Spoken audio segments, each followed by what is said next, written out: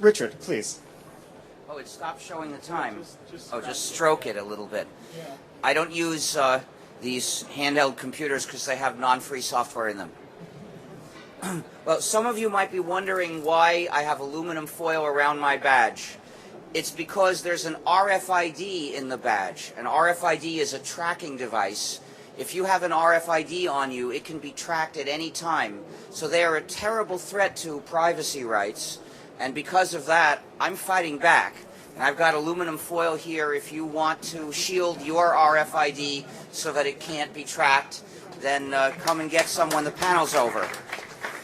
But I've been fighting for freedom for a long time. 22 years ago now, I announced the beginning of the free software movement, a social movement for freedom for computer users, specifically the freedom to cooperate and the freedom to control your own computer, the freedom for users to work together in a community controlling the software that they use.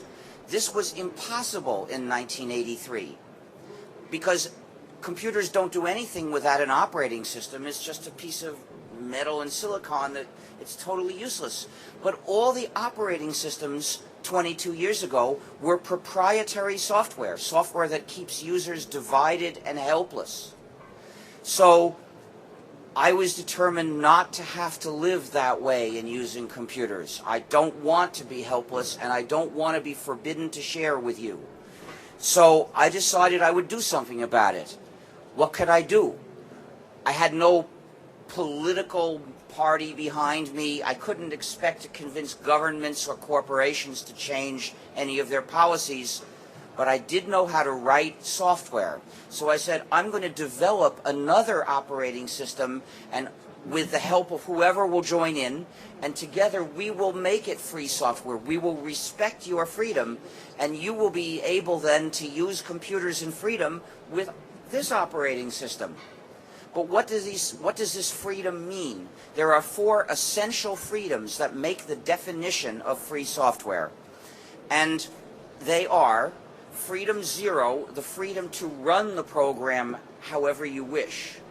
Freedom 1, the freedom to help yourself. That's the freedom to study the source code and change it to do what you wish.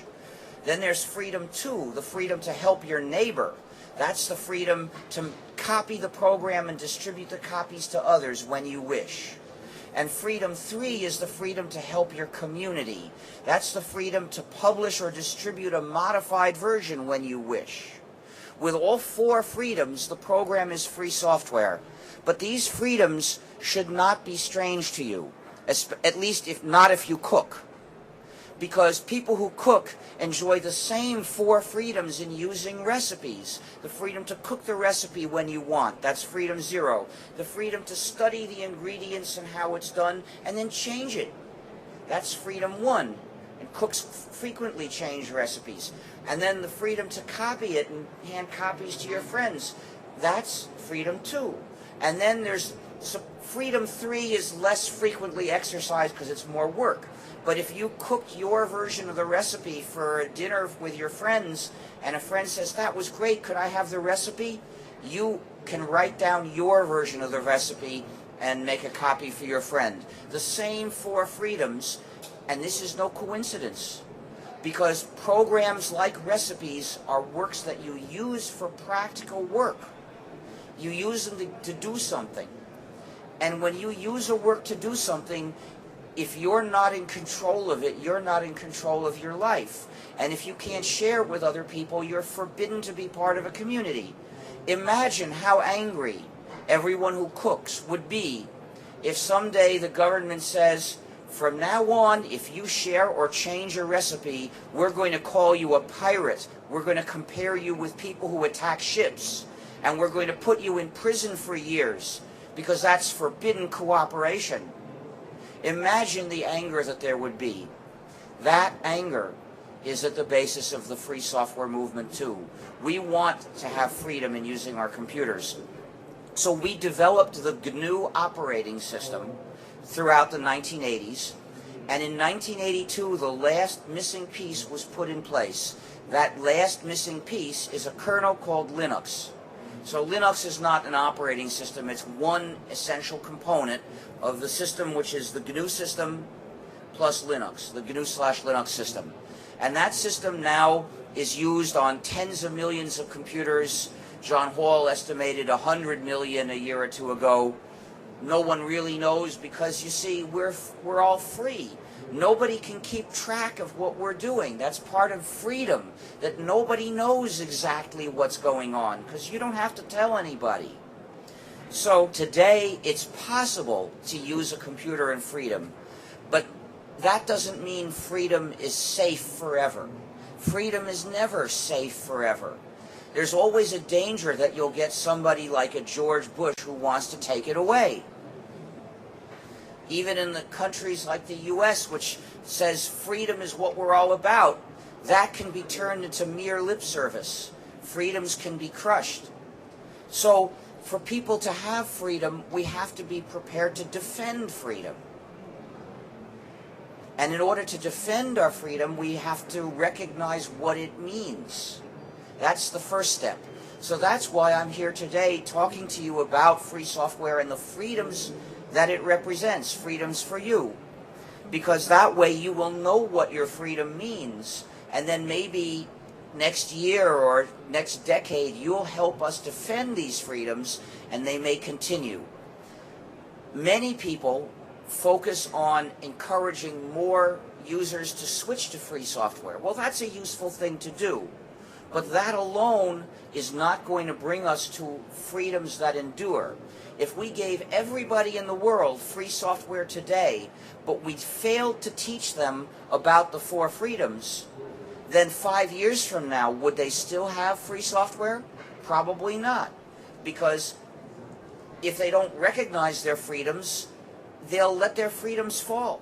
They'll let the freedoms slip through their fingers because they won't bother to close their hands if they don't know why. So, along with developing free software, along with distributing it, teaching people to use it, encouraging people to try it and switch to it, we have to be constantly teaching these same people why it matters. That it's not just about how to get powerful, convenient software and how to get it as cheap as possible. It's about how you can live in freedom and be a good neighbor. So, how does this relate to the issues of development? Is free software better for development? Well, that's an understatement. Free software is the only software whose use constitutes development. Because the use of a non-free program is not development, it's electronic colonization. What does it mean if your society increases the use of non-free software? Well, that's software which nobody in your city, unless you happen to live in just the right place in the world, nobody in your city is in a position to understand it, maintain it, adapt it, extend it, or do anything with it. It's just like the old colonial system where the colonial power had all the industry. They made all the technology, and the people in the colony, they just had to buy it. And they weren't supposed to understand anything or make anything. They hardly even knew how to fix it. Imagine if you were buying cars, and they came from the U.S., and anytime they broke, you had to ship them back to the U.S. because it's a secret how they work inside, and nobody in your country is allowed to learn how to fix them. That's what proprietary software is like. So this is not sustainable development. It's not appropriate technology. This is the technology of dependence. And dependence is exactly what that system is all about. It's keeping people helpless. Another feature of the old colonial system was divide and rule. Set people against each other. Don't allow them to cooperate, because that makes it easier to keep all of them in subjection. Now, dividing people and subjugating them is not just a minor side aspect of proprietary software. That's what makes it proprietary software. The license says you're forbidden to share it with anyone, and you can't get the source code, so you don't know what's inside it and you can't control it. Divided and subjugated. That's what the nature of proprietary software. So of course the system comes out looking like the colonial system. Another feature you might remember from the colonial system was that the colonial power would recruit a local elite, a few local people who would, like maybe the nobles or whoever, or one tribe against another, or they would create tribes if there weren't tribes, so that they can massacre each other decades later. And so the local elite, they would get certain privileges, and in return they would help keep everybody else down. Well, you can see that today. Some proprietary software companies actively recruit local elites. They set up a software development center in your country, and the people who work there are part of the local elite, or they do some favor either for politicians secretly or for the government openly, but it doesn't make any difference which one. Either way, they're buying influence in the government, converting that government from a sovereign state into their local overseer of their empire, whose job is to make sure everybody else becomes dependent on the same non-free software. They say to schools, we will help you by giving you these gratis copies of our non-free software so that you can turn your students into addicts of our software. Why do I use the term addicts? Because they develop a dependency on this software, and then after they graduate, you can be sure they're not going to be offered these gratis copies anymore, because it's only the first dose that's gratis. Once you're addicted, then you're supposed to pay. And then also, of course, the companies that these graduates work for, those companies are not going to be offered gratis copies. So what essentially these companies, these software developers are doing is they're recruiting the schools into agents to lead people into permanent lifelong dependency. These are things that the open source movement usually doesn't talk about. That's why I don't support open source. Open source is a way of promoting software that usually is free, but without mentioning these ideals, these issues of freedom. They're left in the background. Open source people usually talk only about practical values. So, how do you get powerful, convenient software, and how much will it cost? Well, free software probably allows you to save money too. If you're not being forced to pay for permission to use it, you can probably save money. But I think that's a secondary issue. Even in poor countries, freedom is important. We should never start saying, oh, they're so poor, freedom for them doesn't matter. All they need is some bread and circuses, which they had here once upon a time. And then they shouldn't even think about being free. I think freedom is important in every country, in every society, whether it's rich or poor. Nonetheless, people who support open source often contribute to extending the free software community. Many of them develop free software. Those are useful contributions.